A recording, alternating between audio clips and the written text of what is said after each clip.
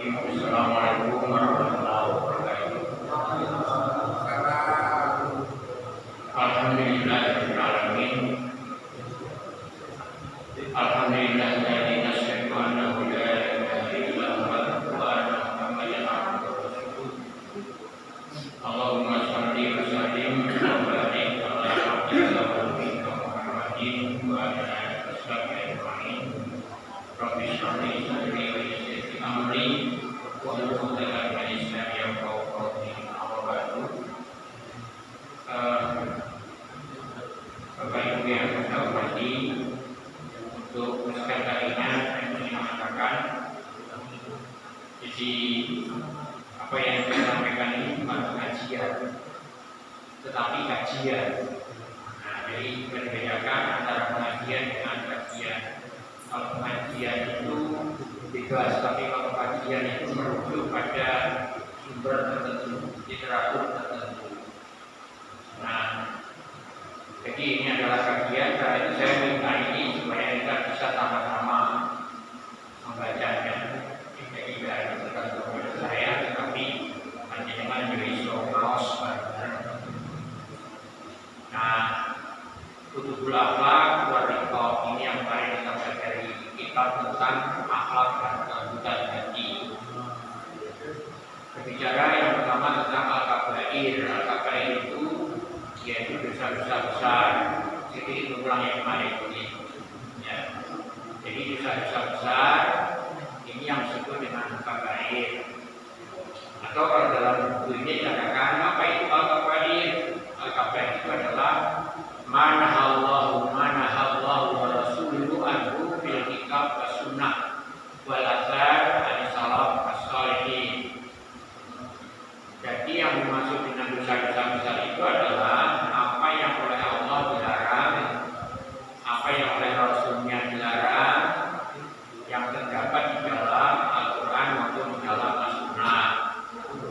Juga apa yang dijauhi oleh para as-salaf as-salihin. Jadi para ulama salaf yang salihin, yang soleh.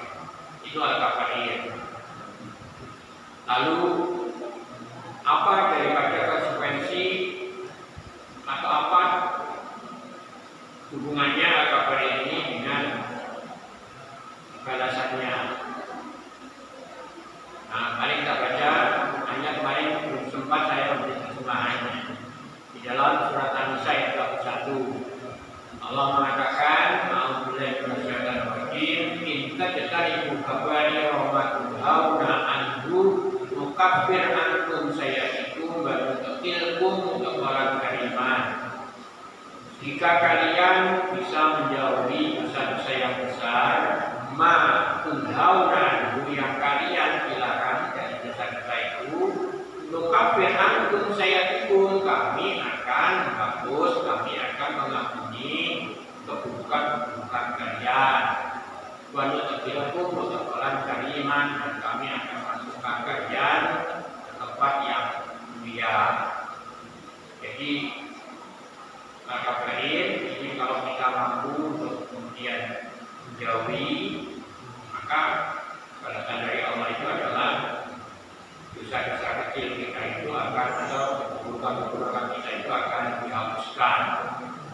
Dan itu sudah dijamin oleh Allah di dalam nas tersebut, khususnya bagi orang yang mampu menjauhi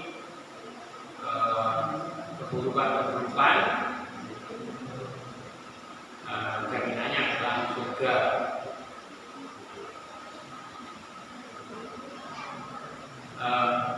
Itu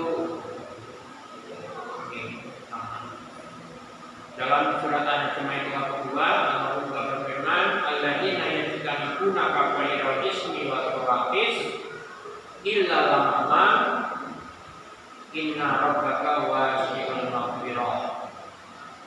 Orang yang menjauhi dosa-dosa besar dan perbuatan keji yang selain dari kesalahan-kesalahan kecil, illa al-mam wa al-mam inna rabbaka wasi'ul maghfirah, maka sesungguhnya Allah itu adalah maha luas ampunannya.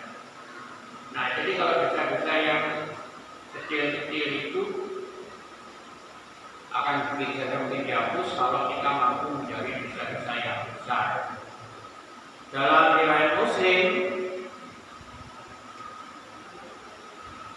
dikatakan as-shalawatul khamsu, salat 5 waktu, wal jumu'ah ila jumu'ah, dari satu Jumat kepada Jumat yang lain, wa Ramadan ila Ramadan, dari Ramadan yang satu ke Ramadan yang lain, maka di antaranya itu adalah mukafiratun ma bainahuma. Jadi di antara salat 5 waktu, di antara satu Jumat dengan Jumat yang lain, di antara Ramadan satu dengan Ramadan yang berikut, itu adalah merupakan penghapusan dari apa-apa yang dilakukan yang dilarang sesungguhnya atau bisa dilarang, yaitu jika tidak terabal kabair, kalau ketika itu mampu menjauhi dosa-dosa yang besar. Nah, kita lanjut sekarang. Apa itu dosa yang besar? Apa itu dosa-dosa yang besar? Nah, ulama berbeda pendapat tentang dosa-dosa yang besar ini. Tetapi mayoritas sepakat berdasarkan dari hadis Nabi, dosa-dosa apa saja yang termasuk dengan dosa-dosa yang besar. Nah, ini saya rangkumkan. Kata Nabi, ijtanibu as-sab'a al-mubiqat. Jauhilah oleh kalian 7 dosa yang besar. Al-mubiqat itu. Qalu para sahabat bertanya, ya Rasulullah, wa ma huna? Wahai Rasulullah, apa itu dosa-dosa yang besar itu? Qala, dijawab oleh Rasulullah, maka yang pertama adalah asyirku billah, yang kemarin sudah kita pelajari itu.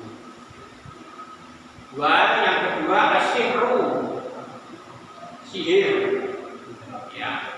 Nah, ulama berpendapat, kita dapatkan keterangan itu dalam Syarh Nawawi bahwa sihir itu haram. Minal kabair, termasuk dosa besar.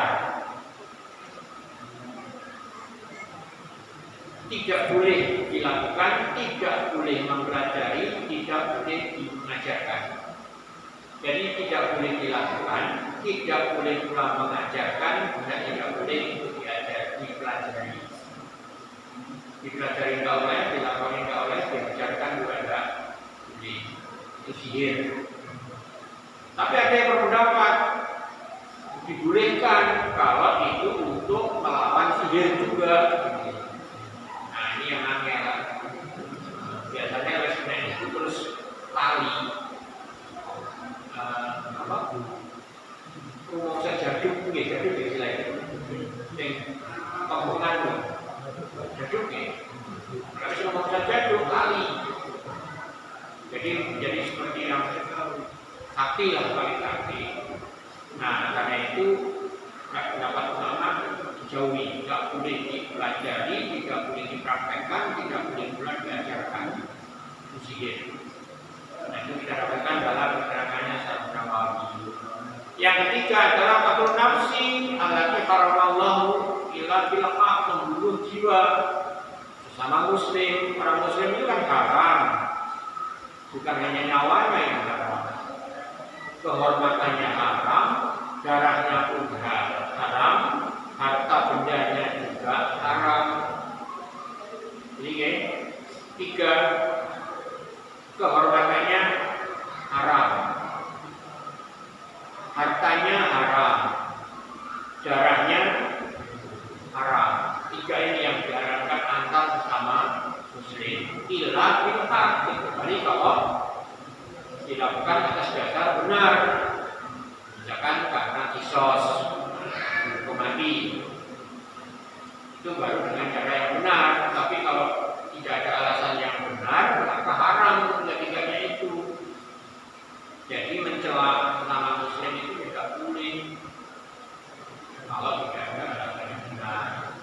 Kemudian mengambil hartanya, korupsi, jadi korup ya muslim tidak boleh, haram tidak boleh. Termasuk qatlun nafsi, bunuh diri.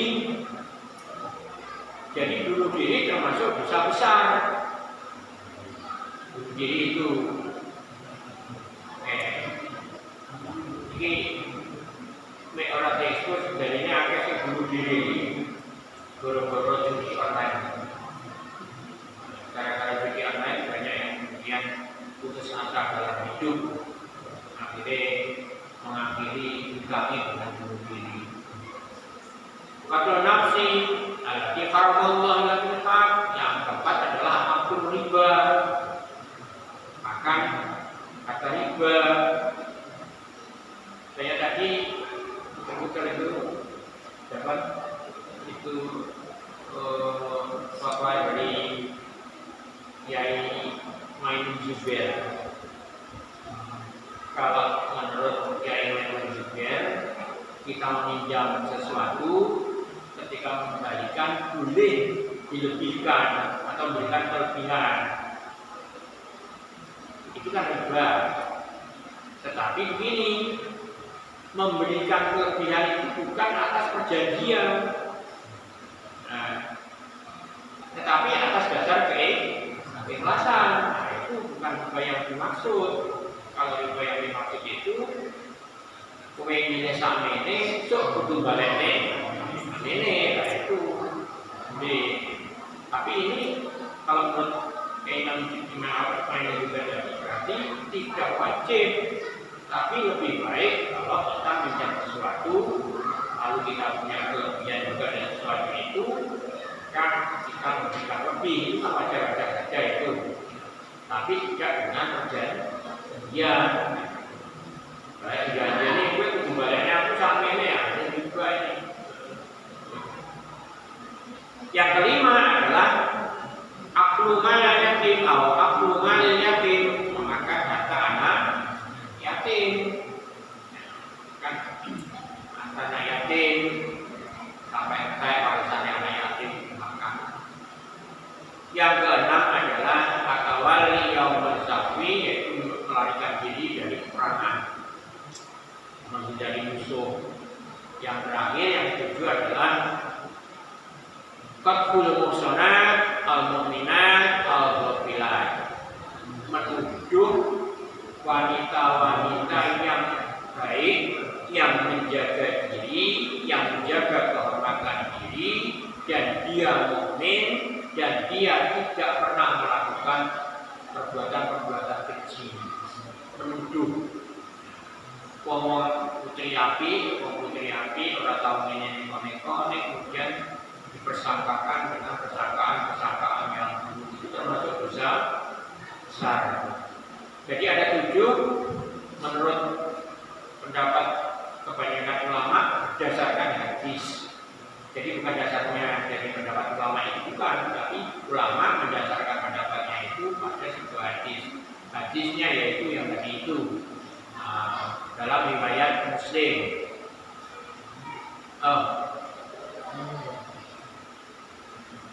Oh ini artinya ini ada di dalam riwayat Bukhari dan Muslim. Artinya itu. Jadi dia ini seperti itu. Syirik, sihir, membunuh jiwa, termasuk bunuh diri, memakan riba, memakan harta anak yatim, kemudian lari dari peperangan, menjadi musuh, khianat dalam peperangan, kemudian menuduh wanita-wanita yang baik. Saya yakin atau saya mengakui saya tidak akan hafal di sini, Pak. Saya sendiri tidak hafal di sini karena saya tidak membaca. Tetapi saya hanya mengambil sarinya saja, yaitu untuk kita ingat ada 7 dosa besar yang itu disepakati oleh para ulama berdasarkan hadis dalam riwayat Bukhari dan Muslim. Yang kita hafal. Kalau panjenengan hafal teks ini gak wayai. Tapi kan kalau sarinya saja kan bisa kita memahaminya. Apa itu syirik, makan harta yatim, makan harta riba, menuduh orang wanita yang baik, lari dari peperangan, kemudian sihir, dan sebagainya. Nah ini insya Allah kalau hanya kita ambil sarinya, mudah-mudahan tidak berat. Nah, kemarin sudah kita pelajari dosa besar yang pertama yaitu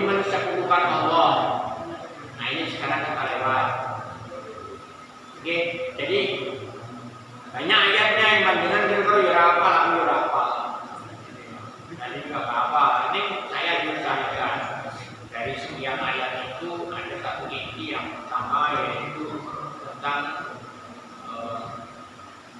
100 dosa besar di dalam mensekutukan Allah. Bahwa di dalam mensekutukan Allah itu adalah dosa yang satu-satunya dosa yang tidak akan diampuni oleh Allah.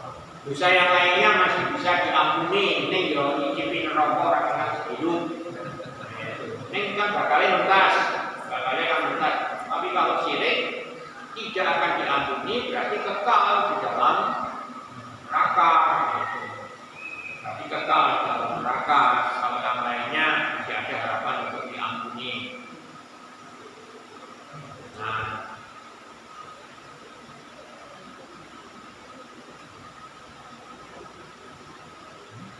Nah, di antara 7 tadi, di antara 7 dosa yang tadi disebutkan itu, dosa besar, itu ada yang paling besar. Jadi di antara 7 tadi ada yang paling besar. Nah, tetap yang paling besar adalah mensekutukan Allah, itu tetap yang paling besar.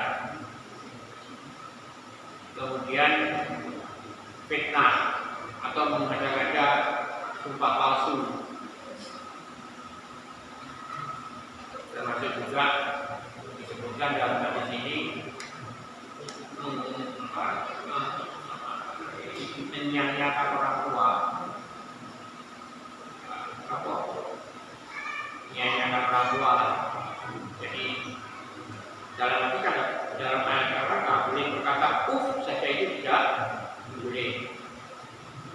Ini ya satu dilakukan orang yang diri istighfar aja kan gini kayak pas dikus bapaknya dikus gue tidak bandel tidak bantah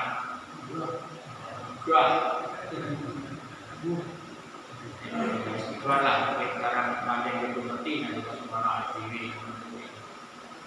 Nah, kita lanjut sekarang pada yang dosa yang kedua, yaitu ini dosa besar yang berikutnya, yaitu minasyirki arya bil amal. Jadi termasuk bagian daripada perbuatan syirik, tapi tidak syirik super seperti menyebutkan Allah, tidak. Tetapi termasuk bagian atau bentuk daripada syirik itu adalah arya dan sum'ah. Riya itu apa?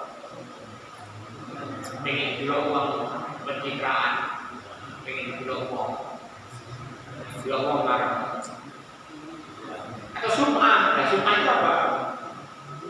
Kalau riya itu dari kata ro'a ya ro'a maka, kalau sum'ah dari kata samia ya semua itu benar. Jadi di uang-uangnya berpondoro sum'ah itu senang banget ya. Ya itu uang. Nah, kedua perbuatan ini dikatakan termasuk syirik. Kenapa?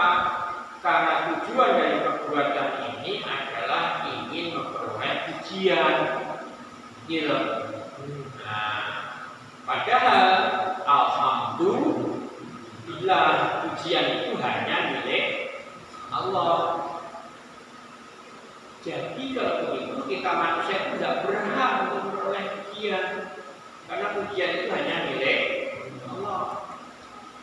Nah, kalau kemudian kita ingin dilihat orang dipuji orang, baik melalui penglihatan atau melalui pendekatan, ini kan berarti merampas daripada hak mutlak Allah. Disitulah terjadi kemusyrikan. Jadi mensejajarkan diri dengan Allah dalam hak mendapatkan pujian. Orang yang begini ini insya Allah tidak ikhlas dalam perbuatannya. Orang seperti ini insya Allah tidak ikhlas dalam perbuatannya. Di dalam surat Al-Kahfi ayat 110 Allah kul innama ana basarun mislukum. Kul katakanlah, yang diberitakan sini adalah Rasulullah Muhammad. Katakanlah wahai Muhammad, innama ana basarun mislukum, sesungguhnya aku ini manusia seperti kalian. Yuha ilayya, hanya bedanya yuha ilayya, diwahyukan kepadaku. Bedanya itu, kita tidak pernah memperoleh wahyu. Nah, kalau Rasulullah Muhammad memperoleh wahyu, ini Muhammad tetap manusia biasa. Yuha ilayya, hanya saja diwahyukan kepadaku. Apa yang diwahyukan?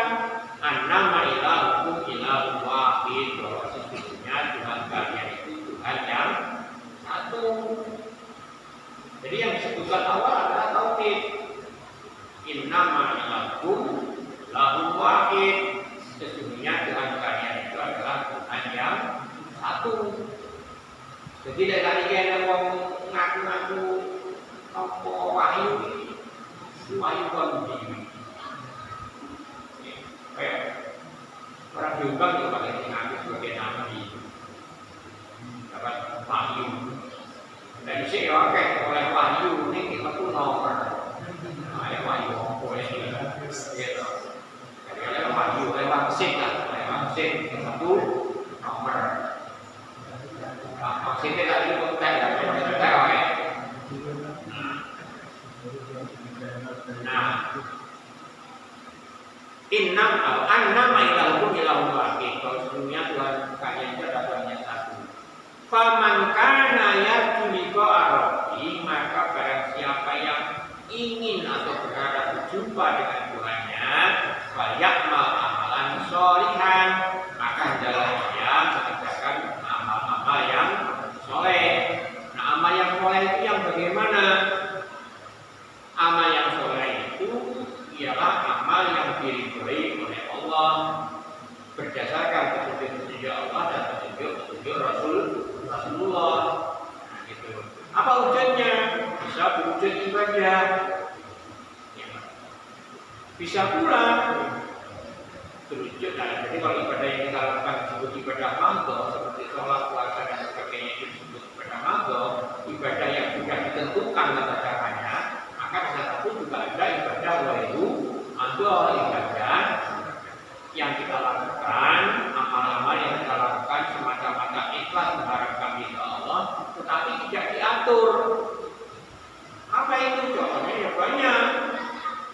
Pokoknya segala amal yang memberikan manfaat kepada orang lain atau kepada sesama, tetapi tata caranya tidak diatur dan tidak bertentangan dengan apa yang ditentukan oleh Allah dan Rasulnya, maka insya Allah itu amal yang soleh. Ya jauh kita kan pernah ya bicara bagaimana seorang gengge hanya karena membeli minum air anjing, ada jaminan masuk juga. Ini amal soleh. Yang disolehi apa? Binatang. Hanya sekedar memberikan minum.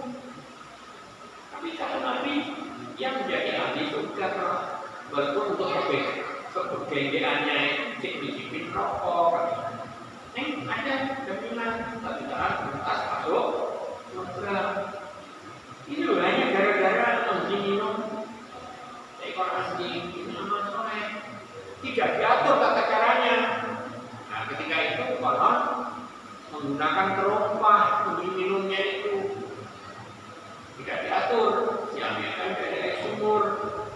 Nah, banyak saja hal-hal yang memang tidak diatur dan itu termasuk amal soleh. Misalkan KSH misalnya memperbaiki yang bocor, ya ini aturan ini hadis supaya ini aturan ini untuk dicari sampai emput kayak ini hadis berkorol dan jadi apa namanya bocor ini. Tapi oleh yang dilakukan, insya Allah ikhlas, hanya mengharapkan ridha Allah demi kebaikan kemaslahatan bersama dan tidak takut. Nah, jadi itu bapak-bapak. Ada ibadah magho yang itu diatur tata caranya,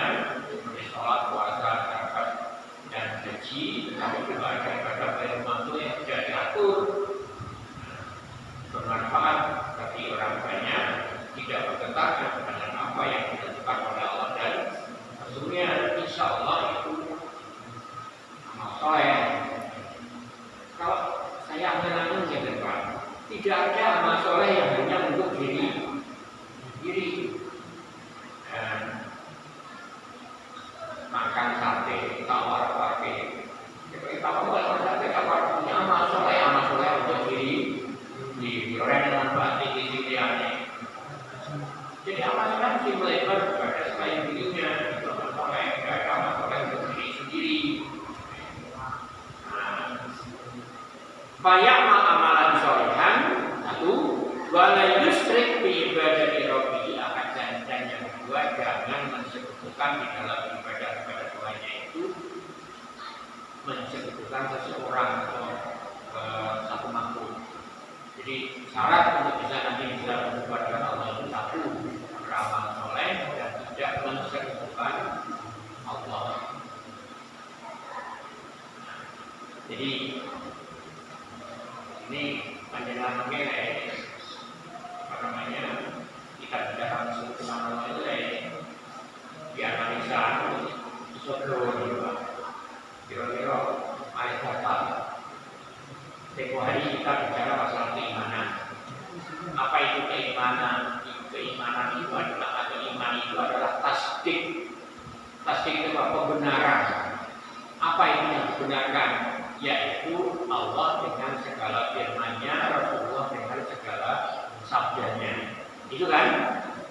Sepakat ya? Jadi iman itu adalah pembenaran.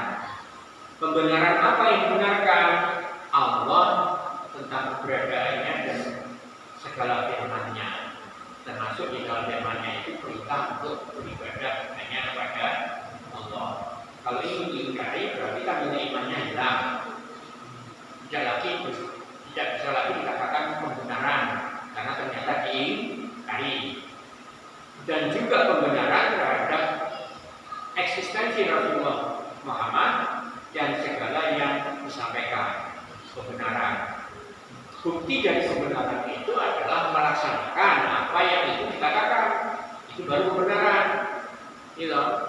Nah, kalau ada seorang guru mengatakan 2 kali 2 4, panjenengan atau kita sebagai muridnya. Kalau kita mempercayai dengan apa yang dikatakan guru membenarkan, berarti ya tidak menyanggah bahwa 2 kali 2 itu adalah 4. Boleh naik ulangan di TKI 2 kali 2 ya 4, kan gitu konsisten ya.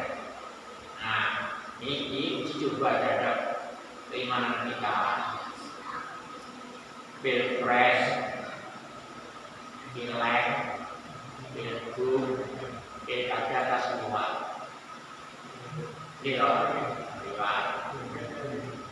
Rasulullah tegas mengatakan ar-rasi wal murtasi ma'lumun. Sok yang menyogok dan yang disogok itu adalah terlaknat. Nah, saya pertanyaan yang kan betul ya dalam panjenengan sing nopo. Ada enggak? Nah, padahal tahu bahwa Rasulullah mengatakan melarang itu. Ini kok dilakoni kan berarti tidak benar. Berarti tidak tasdik. Padahal tasdik itu makna dari iman. Ya istighfar saja. Batas astagfirullah dari tahun depan pun kalian mulai. Istighfar ya, gitu. Jadi apa itu kira-kira? Apa itu kami lapang-lapang untuk kira-kira? Itu coba kita. Karena iman berarti tasdik itu artinya pembenaran, berarti membenarkan apa, termasuk membenarkan apa yang disampaikan. Di antara yang disampaikan adalah mengatakan penyuap dan yang suap, penyuap dan yang disuap itu terlaknat. Nah, wis kira panjenengan umpama nek iki durung mireng, paling tidak saiki wis mireng. Kira.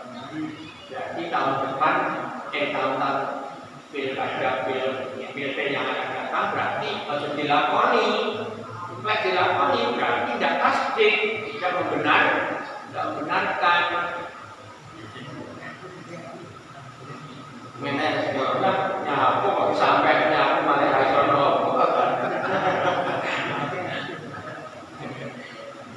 Bukan apa, keseringan kan. Dicoba. istighfar mawon, istighfar. Oke. Nah, balik ini, jadi yang dimaksud dari ayat ini adalah kita juga boleh bersekutukan Allah dalam arti mengambil pujian, karena dipuji itu asal dari Allah. Maka la yurani yang ada, jangan sampai memperlihatkan amal-amalnya itu pada seseorang. La yurani yang ada, tidak memperlihatkan amal-amalnya itu pada seseorang. Gak usah lihat-lihatkan, gak usah.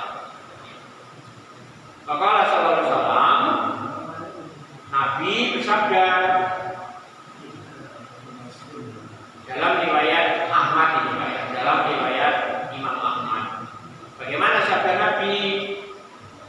Inna ahwafa ma akhafu alaikum asyirkul asghar.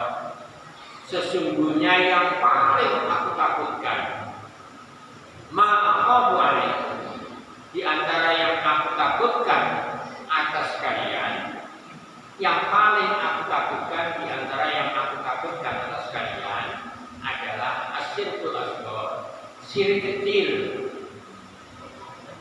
Kalau para sahabat bertanya, wa ma asyirkul asghar ya Rasulullah, apa itu syirik kecil wahai Rasulullah?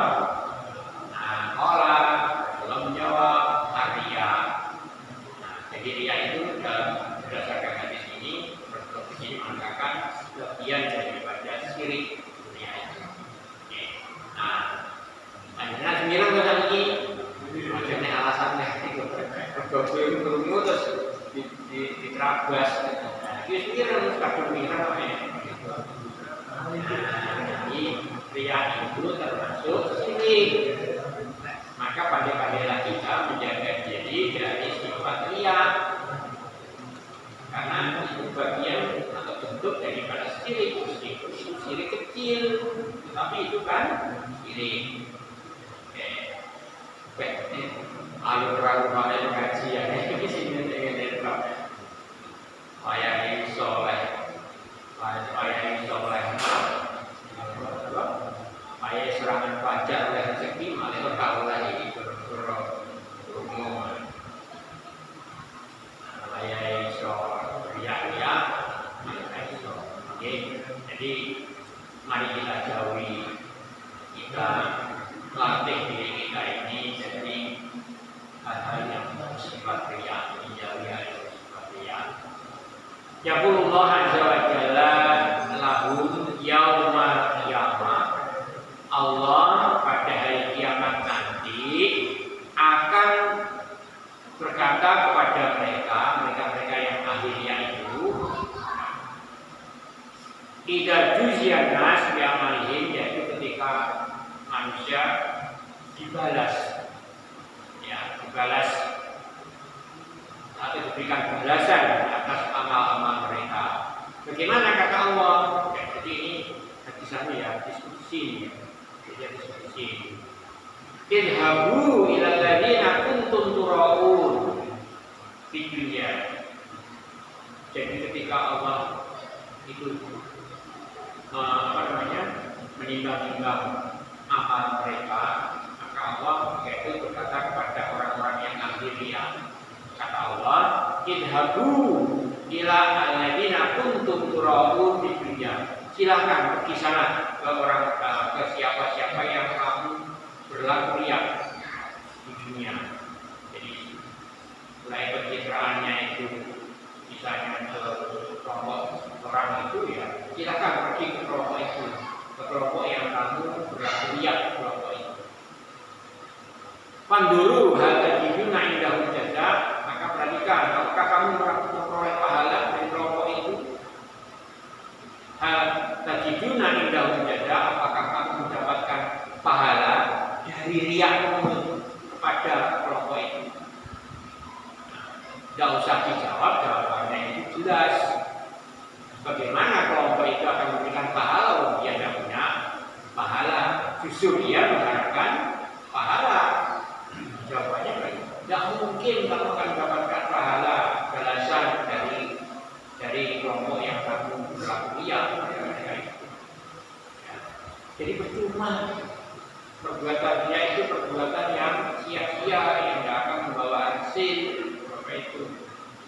menghabiskan waktu, menghabiskan tenaga, mungkin dia mengenai duit hanya untuk kepentingan kecintaan.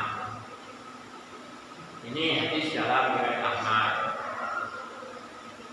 Di dalam hadis yang lain Allah pun juga, ini dia deskripsi ya, dalam riwayat Muslim. Bagaimana kata Allah, man amila amalan asrafa fihi mani ghairi taraktuhu wa syirkahu. Allah mengatakan berdasarkan hadis ini, jadinya deskripsi, barang siapa yang melakukan satu amalan, satu perbuatan asrafa fihi mani ghairi, yang di dalam amalan itu dia mensekutukanku dengan selainku, dengan makhluk orang itu, taraktuhu wa syirkahu, aku akan meninggalkan orang itu dan sekutunya. Percuma lagi, artinya demikian. Kata Allah itu kok melakukan pekerjaan hanya untuk pencitraan,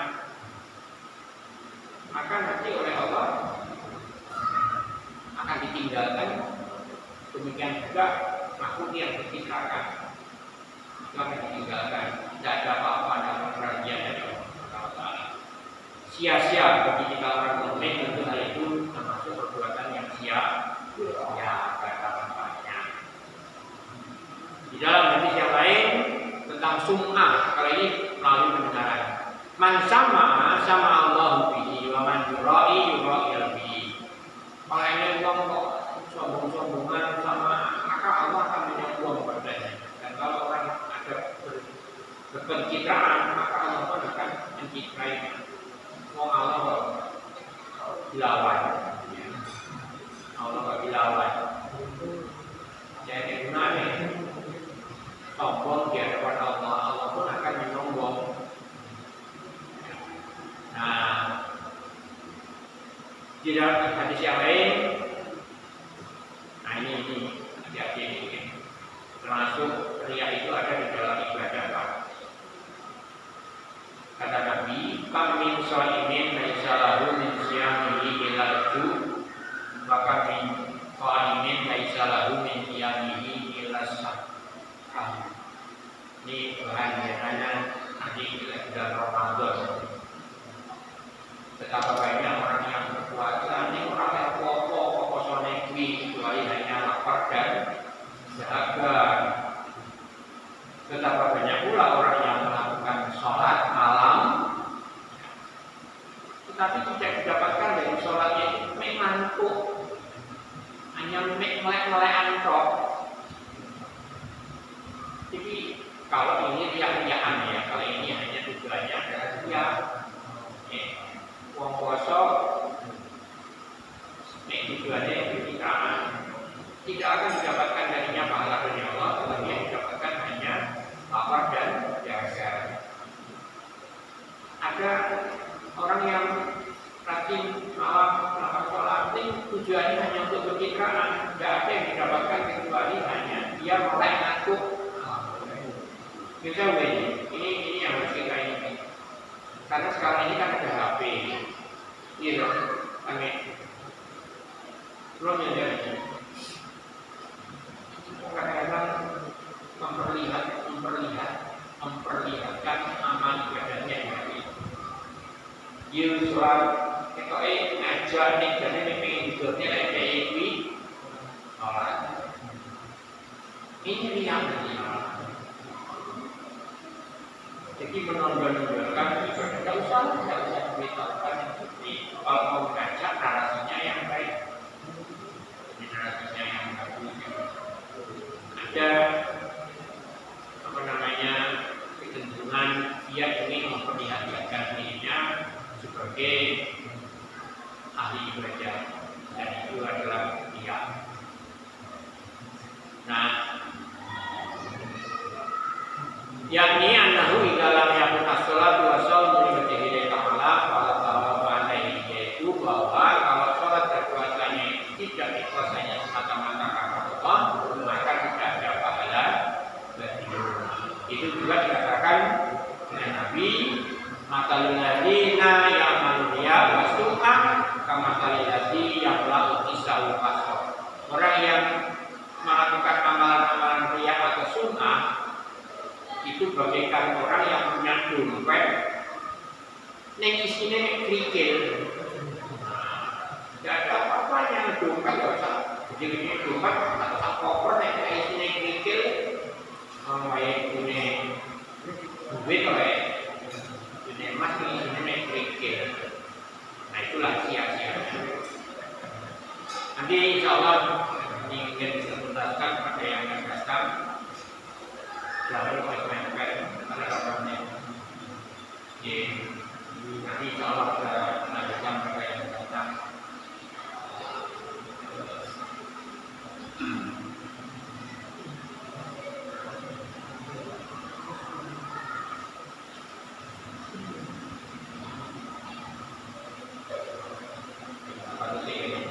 Kemudian ini yang kita sampaikan pada kesempatan ini, sekali lagi tidak ada maksud saya untuk menyulitkan panjenengan dan Pak, tetapi hanya sekedar menyampaikan apa yang dipakai oleh Allah dan Rasulnya.